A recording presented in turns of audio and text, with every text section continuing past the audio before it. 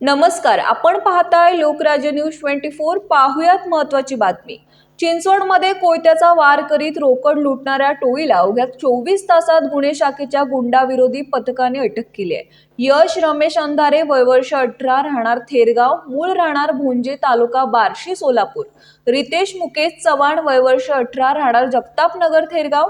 रुपेंद्र रूपबसंत बैद, वय वर्ष 19, राहणार सुभाष नगर, झोपडपट्टी, river road, Ambedkar colony, Pimpri आणि अल्पवयीन मुलगा अशी अटक करण्यात आलेल्या आरोपींची नावे आहेत। सहाय्यक निरीक्षक हरीश माने यांनी दिलेल्या माहितीनुसार मंगळवारी दिनांक 2 रोजी रात्री 10 वाजण्याच्या सुमारास आशिष अर्जनबा बुवा हे केशवनगर चिंचवड येथील श्रीजी सिरॅमिक्स दुकानाजवळ थांबले होते। त्यावेळी 4 चोरट्यांनी अचानक हल्ला चढवला, हातातील धारदार कोयत्याचे वार करून त्यांना जखमी केले। त्यानंतर त्यांच्या ताब्यातील 3,80,000 रोकड हिसकावून दहशत निर्माण करत आरोपी पसार झाले। या प्रकरणी चिंचवड पोलीस ठाण्यात गुन्हा नोंदवण्यात आलाय।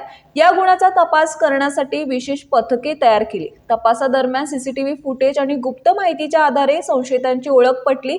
हे सर्व आरोपी थेरगाव स्मशानभूमीजवळ सापळा रचून पकडण्यात आले। ही कामगिरी पोलीस आयुक्त विनयकुमार चौबे, सह आयुक्त शशिकांत महावरकर, अप्पर आयुक्त सारंग आव्हाड, उपायुक्त डॉक्टर शिवाजी पवार, सहाय्यक आयुक्त विशाल हिरे यांच्या मार्गदर्शनाखाली गुंडाविरोधी पथकाचे प्रमुख सहाय्यक निरीक्षक हरीश माने, उपनिरीक्षक समीर लोंढे, प्रवीण कुमार तापकीर, अंमलदार ठोकळ, विक्रम जगदाळे, अमित गायकवाड, गणेश मेदगे, गंगाराम भाग, विजय गंभीरे, सुनील चौधरी, मयूर दळवी, विजय तेलेवार, श्याम बाबा, राजकारण गंगे, रामदास मोहिते, विजय पुढेपुरे, शुभम कदम, ज्ञानेश्वर गिरी, तौफिक शेख यांच्या पथकाने केली आहे।